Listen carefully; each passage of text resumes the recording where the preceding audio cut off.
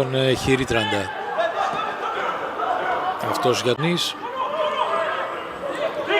Κανείς ο οποίος την προηγούμενη αγωνία κάνει κίνηση ο Καπίγια, δεν του δίνει. Τώρα ο Τόρες γυρίζει για τον Βιτλή. Τόρες. Καπίγια. Κατεβάζει ο Σιούτας. Καπίγια κρατάει τη... Κλέβουνε οι παίκτες του Ηρακλή. Χιρίτραντας. Τόρες ξανά για τον Σίλβα. Νέα σέντρα, θα βρει πάνω στο σώμα του Τασιούρα, θα αλλάξει πορεία η μπάλα. Τόρες όμως ξανακλέβει. Μοναστηρλής.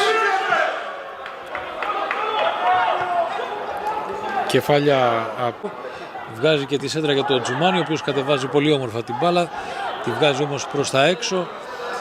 Σίλβα, το σουτ θα τη βρει με το αριστερό, όχι όμως όπως θα ήθελε. Η μπάλα θα περάσει λίγο έξω από το δεξί κάθε δοκάρι της εστίας του Μοναστηρλή. Τόρες αφήνει το παιχνίδι να συνεχιστεί ο διαιτητής της συνάντησης. Και αυτός με άτσαλο τρόπο, χωρίς όμως αποτέλεσμα, για να δούμε αν θα προλάβει εδώ. Ναι, και η μπάλα θα... Χιρίτραντας και πάλι θα ψάξει τον εμπό του παιχνιδιού, διεκδικήσιμη μπάλα και από πάγκους της Super League 1 κατά κύριο λόγο. Εκεί τον είχαμε συναντήσει πολλά χρόνια. Τον Καρδιτσιώτη τεχνικό, την Καρδίτσα κατάγεται η ομάδα της Καρδίτσας. Γκεμπνιόν θα κερδίσει την μπάλα, ανεβαίνει το τέταρτα χωρίς αποτέλεσμα. Αυτό που λέγαμε νωρίτερα, βλέπετε πόσο εύκολα είναι επιρρεπή στο λάθος. Διεκδικήσιμη μπάλα, κεφαλιά, ο Ηρακλής παίρνει κατοχή, έρχεται γρήγορα η μπάλα ξανά τώρα προσπαθώντας. Ο Τόρες θα πέσει, παίζεται, φάουλ δίνει τελικά. Ο Βιτλής είναι αυτός ο οποίος ήταν κερδισμένος, δίνοντας την μπάλα τώρα. Μένει στα δάχτυλα του ενός χεριού θα λέγαμε. Αρκετή ένταση, αρκετά φάουλ.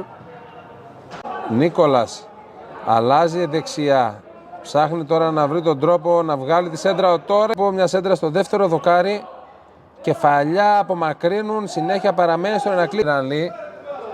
Απελευθερώνει και ανεβάζει τον Τόρες. Το στήριγμά του έρχεται από την δεξιά πλευρά. Για να δούμε την κίνηση που γίνεται τώρα από τους παίχτες του Ηρακλή. Ο Τσουμάνης, Κούστα έχει προοπτική, Κούστα κρατάει την μπάλα, στρώνει, καλή προσπάθεια.